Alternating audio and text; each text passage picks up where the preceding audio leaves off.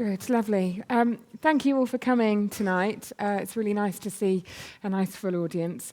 So we're here to have a debate around Medea, and we're going to do that quite broadly. So the provocation tonight is it's called From Medea to Mumsnet, and our quote is a good Philip Larkin quote: "They fuck you up, your mum and dad." And we've been discussing downstairs whether it really is mum and dad, or whether that's just mum. So I kind of wanted to talk about the difference between male writing and female writing. So when men write about their experiences for the stage or in a novel or in any kind of capacity, it's often perceived as being universal. And one of the things that I've been a bit interested in is why, when women write about their experiences, it's often dismissed as personal or marginal. I wonder if anybody has any opinion about why that is, and whether that is a true perception of how people feel. Well, I think we do sort of see men as the default human. And I think somebody made a really interesting point on another panel that I was on about how on loo doors the symbol for a man is just a stick figure and the symbol for a woman is wearing a skirt. And you could technically have the woman as a stick figure and a man wearing a bow hat and a bow tie, but you don't. So, I do think that's our jumping off point, isn't it? That men are human and women have some other stuff going on, hormones and boobs and stuff. Which complicates and confuses our perception. I do think that's often the case. I think it's like, I don't know, I'm going to use the phrase Venn diagram, but possibly inaccurately. But I think that there's this sort of circle of humanity, as you say, and that's men. And then within that, there's a smaller circle, and that's women. And so women are contained within the universal experience of being human, whereas being human applies to all men. I think that's sort of, well, it's always been the way that it's been seen, and it continues to even to this day. I used to work as the Guardian's books website editor, and there were loads of pieces of research all the time about the percentage of books by women that are reviewed and the percentage of women who are reviewers. And I can't remember the statistics now off the top of my head, but overwhelmingly, as you might imagine, men publish far more books and men review far more books, and by and large, books that are published by men are reviewed more positively, and men who review books review men more positively than they do women. And so I think, there's it's very difficult because we all exist within the paradigm that we were born into, and it's difficult to extract yourself from that. So whether or not the degree to which any of that is to do with reality, I think is almost impossible to tell. I mean, obviously I don't think it is, but no, I would hope not. Yeah. And Rachel, is that something that you've experienced with your writing, or have you had in spades? Yeah. Yeah. And is that a frustrating thing? There's some cultural differences, I suppose, in that I can't sort of summon to mind as a male English domestic literature off the top of my head in the way that I can, I sort of think about John Updike, for instance, or Philip Roth. I mean, those novelists pass so fluently from the sort of outside world to the inside domestic world and out again, and write about marriage and parenthood, and I think that's probably true of European writers as well. Jared Woodward does it a bit, I think. Yeah, I mean, I think that, it's coming here, but I think perhaps we have more of a, maybe we're still more post-Victorian we have more of a Victorian literary hang-up than other cultures do. And I think there's, but even so, there is definitely a feeling, and it might only be actually the feeling of confidence in the author that a man, if he chooses to write about domesticity, isn't condemning himself to that smallness. He's just looking at it and describing it. There's no feeling of caste, really, about that, whereas a woman has a much more political decision to make. Is she going to confine herself to her confinement, if you see what I mean, or is she going to go out and try and write about war or something? I mean, as Virginia Woolf said, the important subjects. Yeah, I think one of the really interesting things about this production of Medea, and this adaptation particularly, is that actually, by making it a personal story, it becomes universal, I think, and so, or particularly for women. But certainly my experience of watching it last night is that you really feel her struggle as a real person rather than just as a mythic person. And I was, really interested in that, and started to think a lot about how shocked we are by Medea and her decision to leave her children. And I wondered why, kind of what you all think really about why we judge women who choose to walk away from a marriage or leave, or more importantly, choose to walk away from being a mother. And does that mean that we inherently think mothers love their children more than fathers do, or have more natural right, or are we just harder on women generally? What do we think? All of the above. All of the above. Okay. I mean, I actually met somebody I hadn't seen from university recently who said in passing she had left her children with her ex-husband, and I was really shocked and then appalled at how shocked I was. Yeah, exactly. But it does, yeah. it's an enormous stigma, and I also happened to watch the Sky TV programme The Affair, which is I really, really liked. But the main character in that is a man who does ultimately, oh dear, this is a spoiler if you haven't seen it, who does leave his lovely wife and his lovely children for another woman, and yet we still like him.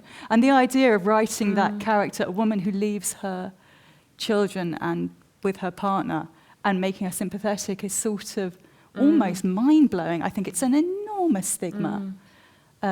It's fascinating, isn't it, that we've come so far in so many ways, and yet not that. That there feels like a massive block there of the difference between the way we perceive men and women. And Well, I think there's two things. There's biology and society. yeah. And if you're going to be sort of Marxist feminist about it, which is fine, I think, you would say that our society is built on that relationship, that women look after children, and as a result of that, we kind of sanctify that relationship, because if you take that away, the whole thing kind of crumbles.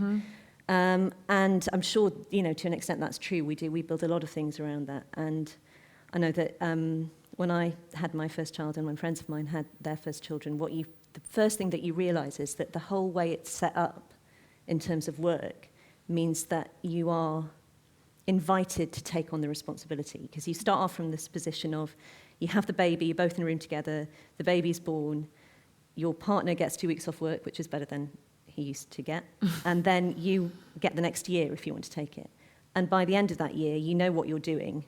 Your partner probably doesn't, because he hasn't been around as much, and that's the way it goes for the rest of, their lives.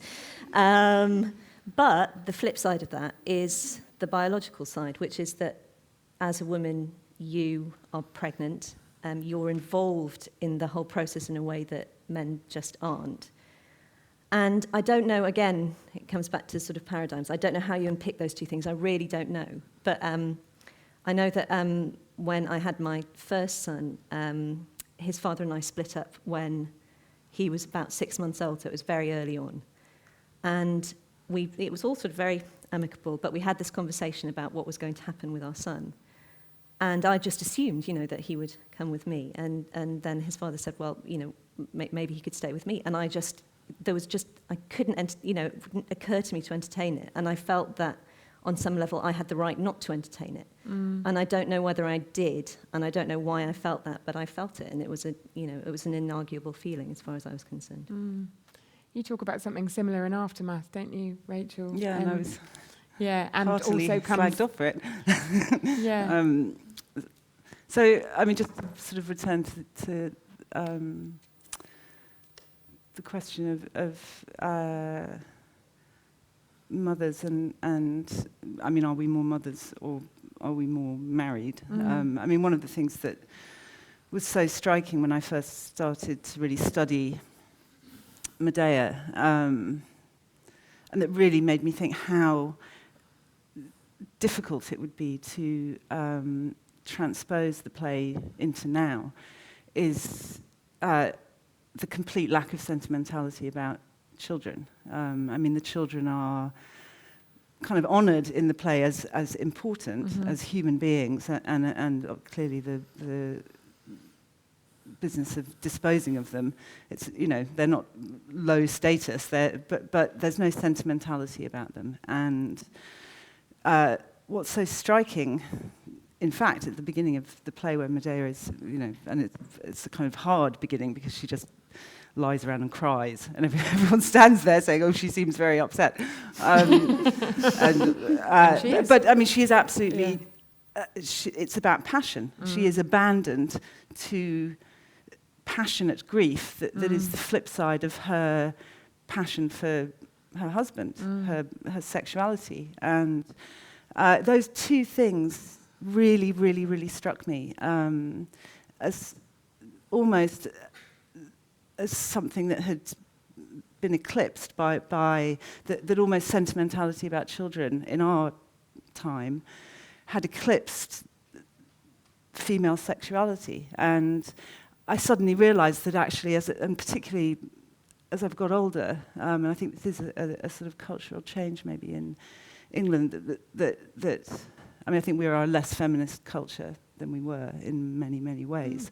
But it's very, very difficult to actually see a middle-aged woman as having any sexuality at all in our...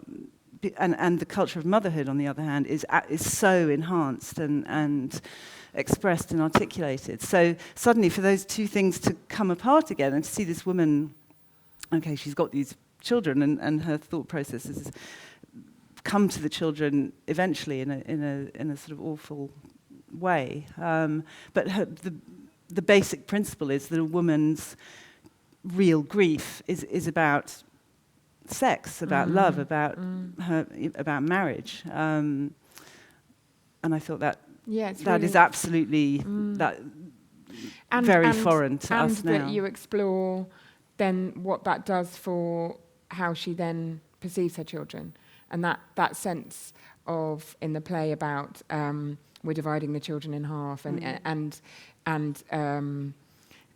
when love turns into hate in a relationship where it's the father of your children, does that then impact on the love that you have for your children, because the love has turned to hate in your relationship? And is that something that you were kind of interested in exploring? Yeah, well, I think one of the other things I was thinking about a lot when I was writing the play was Elena Ferrante, the Italian novelist, and everyone's love of her, everyone's sort of appetite for what she's saying. And she wrote a short novel called The Days of Abandonment, which is a Medea story. But part of what happens in the world of Elena Ferrante is similar, that actually women are given a proper persona again. And yes, they have children, and she's extremely frank about motherhood. But in a way, again, she separates the two things. Woman is sexual and maternal. And there's no, I mean, there are conflicts between them, but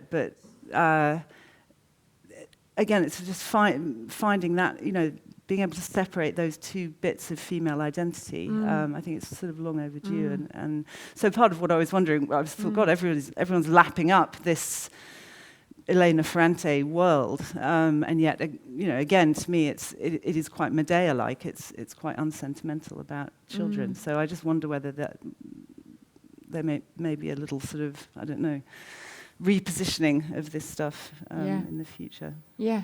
And to sort of open up the debate a little bit more widely, Polly, what do you feel about, I mean, you've sort of touched on identity and women's sexuality and needing to separate that from their sense of self as mothers and, you know, all of that side of things. But what about women who aren't mothers? And, you know, what are your thoughts about, are they perceived as somehow lesser as they're in their role in society and as kind of beings by not being mothers?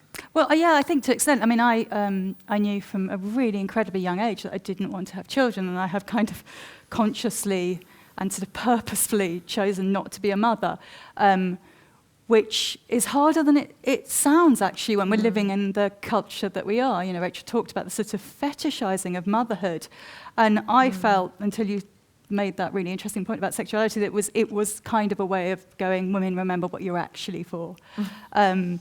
because I think, I was a teenager in a 20-something through the 90s, which was a kind of incredibly predatory and sexual time to be a woman, actually. And then I felt the sort of culture of really sort of perfect motherhood hit in the early 2000s, and that was a way of going, oh, don't do that anymore. So, I guess the two things are, that really resonates with me.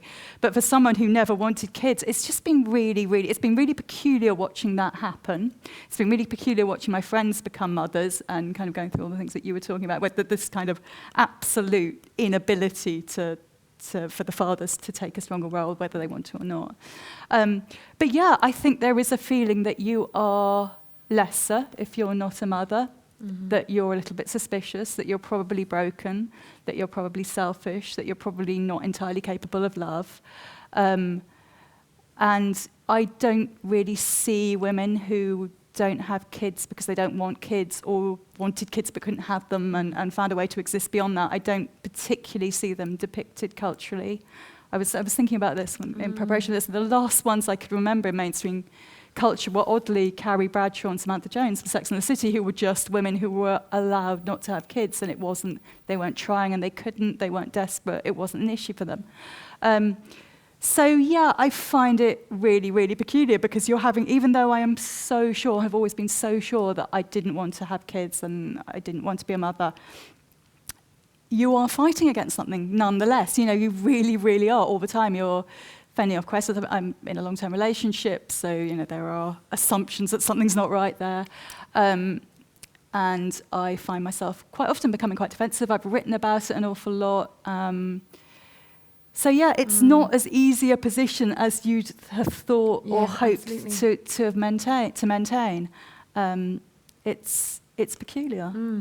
And I guess kind of moving on from that, it's interesting that I think there's probably two sides of the argument about bravery. We started talking about bravery at the beginning, and is motherhood the beginning or end of bravery? But there's also, I guess, the sense that actually choosing not to be a mum means being brave as well, actually. So there's kind of two sides to that. Yeah, I mean, you make a brave choice for a different reason, don't you? You do, but then it would for me to have had a child would be to overcome every instinct, sort of physical, visceral, intellectual, everything in me. So it would have been incredibly difficult to do that as well. So I'm not sure if it is bravery so much as just doing kind of the only thing you really can do.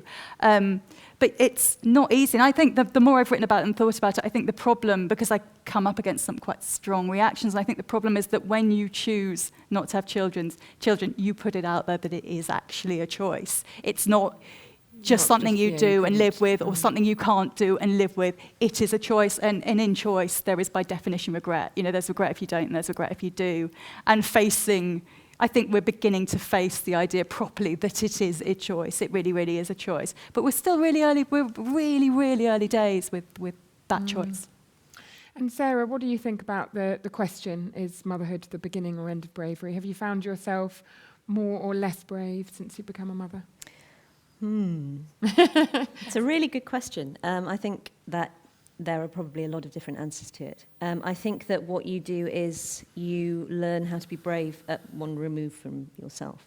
And it takes a different... It's very strange feeling involved in someone's life in the way that you do, to the extent that you do when you have a child, that you want to save them from everything and keep them safe from everything. But your job as a parent is to sort of push them away and teach them how to be people who don't need you, who stand on their own 2 feet. And I think that one of the things that I hadn't really considered until I had kids myself was the way in which your experience of your life and your child's experience of their lives are so different. So we experience parenthood with our children. We're living it together. But my children have happened at the centre of my life, and I've happened at the edge of theirs. And so the experience of it is completely different. And so one of the kind of the real acts of bravery, I think, or one that I'm seeing I'm going to have to perform down the line, is recognising that I will matter a lot less to them than they will matter to me. And that was, it never occurred to me to think about that before I had kids. But sort of seeing that on the horizon is actually kind of awful. And I think that's sort of, that's the sort of the point where the bravery begins, and the brave thing is to acknowledge that and not only let it happen, but actually actively force it to Support happen. it to happen. Yeah. Yeah. Okay. Yeah, interesting. What do you think, Rachel? Well, I think there's obviously a deep conservatism surrounding parenthood and family life, and I'm struck by what you've said, Polly, because I think, as you say, the minute you posit parenthood as a choice, it's almost like the whole organism of society has to refute you. And It's a Marxist feminist thing. I mean, one of the things that, again, about Medea interested me a lot is how taboos are formulated. And it's what I felt about the play was that it was interesting how this idea of the sort of vague cultural perception of Medea was that she killed her children because they were really annoying, or because she didn't like being a mother, as if this was sort of about ambivalence, you know. And I mean, I've written an awful lot about ambivalence, and as I say, it's one of the, you know, I'm sure there's some sort of sea monster thing that I'm thinking of, and I can't remember the name for it, that when you poke at it, it immediately sort of has some massive reaction. But I've always found these issues about motherhood like that. You chuck a little thing at them and you get this sort of huge octopus-like reaction. And I thought how interesting it was that the play had become rather detached from its, you know, that it had been culturally misused in a sense. And yes, this idea of Medea as, you know, the bad mother. And again, that's, I mean, one of the interesting things about finding out about sort of Euripides' relationship to all this material was the discovery that he had been divorced twice, and that both his wives had been unfaithful to him, and he, in the end, took himself off to a cave somewhere on some island and sort of lived on his own and wouldn't have anything to do with anybody. So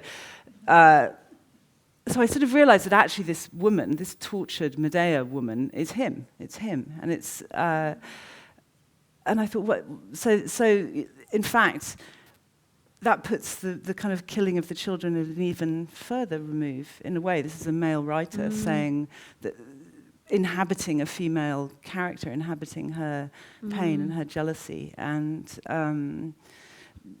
killing the children sort of at the end of that. So. I suppose I wanted to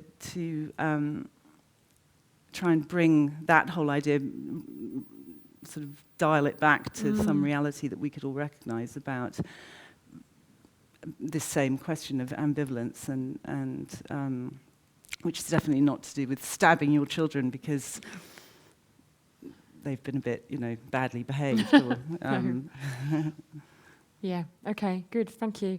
And I mean, you mentioned feminism earlier as being something which you feel like we've made a kind of a maybe a backward step with. Do you I don't know what you all think about whether Medea is a feminist figure, or whether your adaptation of Medea is she a feminism, or does this what does this story ask of contemporary feminism?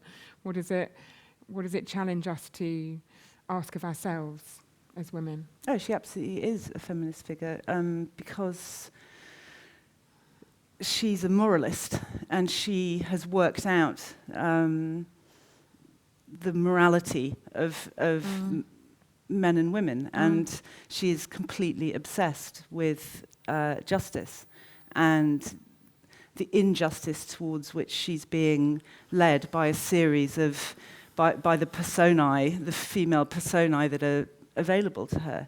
And the sort of stunning thing about Euripides' play is that at the end, having murdered her children, she is glorified for it. So she ascends in a golden chariot with, you know, her children's bodies, and that was, I think that still is, something that's very, very, very difficult to understand. But studying the play as I have, I really, really see what Euripides was on about, that she had worked out that this thing Jason was doing was just a culturally sanctioned version of what she then does, that the abandonment, his abandonment, is equivalent to her essentially taking the children back. I can't remember what your question was. No, it's but good. I hope I've It's about answered it. feminism, really, and maybe to open it up to you two as well. I mean, obviously, you've written a book about feminism. I have and, written a book about feminism, yes. So kind of, I wonder what your sort of take of contemporary feminism is in relation to this debate, really specifically as well about, you know, does that relate to how we judge women and how we perceive women? I think, I mean, a lot of my book is about how phenomenally judgmental we have become about everything. I mean, not just about feminism and feminists, but particularly kind of liberal debates. We've got to this point where we are almost terrified of saying anything that hasn't already been sanctioned all over the internet by however many people. I mean, I wrote a book about judging less and got the hell judged out of me. No irony there at all. I agree with Rachel. We are at a very difficult time in terms of feminism. I mean, in some ways, social media is phenomenally good for it. It gives a lot of women a lot of voices that they didn't have. At the same time, I think it's one of the worst things that's happened to feminism or debate generally, because we kind of cling to headlines on things, you know, headlines like Medea's a bad mother, rather than kind of investigating the stories and the nuances beneath everything, and we all pile in. And I think it's dangerous for debate. I think if we carry on as we're going to end up with so many splinter groups of 3 people in a room agreeing with each other, and I don't think anything's going to move forward. I think it's a really peculiar time. And you write in your book about women judging themselves a lot as well, don't you? So yeah, well, so that sense of, you know, why do we do that to ourselves, and where does this kind of guilt come from? I mean, I think, you know, judgmental culture comes, you judge other people because you feel judged and because you are judging yourself. I mean, it's all part of the same big mess, judgy mess. We ask incredible things of ourselves. We ask that we are perfect mothers. We ask that we are perfect non-mothers. We ask that our bodies are perfect and that our clothes are perfect and our jobs are perfect and our children are perfect. And I do think it's just incredibly restrictive. And we are increasingly hard on ourselves, and I don't know where it's going to end. And what's your experience of that with Mumsnet? Do you find that there's mostly a supportive community, or is there do people kind of get into that sort of self-judgment by seeing what other people are doing? And, you know, what's your kind of take on that? Well, I think I'd like to sort of go back to the point that was raised about the it's not going to work, fetishization of motherhood. And being the editor of a site called Mumsnet, you might reasonably assume that I'm part of the problem. But actually, Mumsnet was, I think, born out of, as a reaction against that culture, and the idea that motherhood was the be-all and end-all of a woman's life, and that once you're a mother, you're nothing else, and that the only thing that should matter to you as a mother is weaning and potty training and, I don't know, which primary school your kids are going to and what they're going to wear on World Book Day. And obviously, which is a really, really big deal. And obviously... I want someone to dress as me for next one. This is my aim for next World Book Day. You know, it's not the case. It's just not the case. You are who you are. You're just who you are with a child when you have a child. But in terms of the judgment, I think that... again, the way in which women are judged now, a lot of it is about the way in which they act as mothers. And I think that, as Polly and Rachel both said, this is something that wasn't the case as much, 20 years ago, but has become more and more the case. And again, I haven't said Marxist feminist so many times since I was doing sociology. But, if you're going to look at it through that prism, you would say that in the 1990s, women suddenly gained a huge amount of freedom. They gained a lot of sexual freedom. And as a result of that, there was a sort of subsequent closing down of what they were allowed to do and the sort of the shackles that were imposed, without wanting to sound too aggressive about it, around the act of motherhood and the fact that this was a way to contain women and to remind them of what their role in society was supposed to be. And the judging of women as mothers is part of that, I think. And one of the things that I love about Mumsnet, that I loved about it before I went to work there, and one of the reasons why I went to work there, was because it's a community of women who, while, you know, there are sort of arguments every day and we spend a lot of time arbitrating and that kind of thing, but by and large, these are women who are supportive of one another's choices and supportive of one another's choice to be more than just pigeonholed as a mother. So, yeah, I think it's a very supportive community on the whole. Yeah, that's great. I think that's a really good place to leave this debate. Nice, positive call to arms about truth and honesty. So if I could thank our panellists who've been brilliant tonight, and thank you.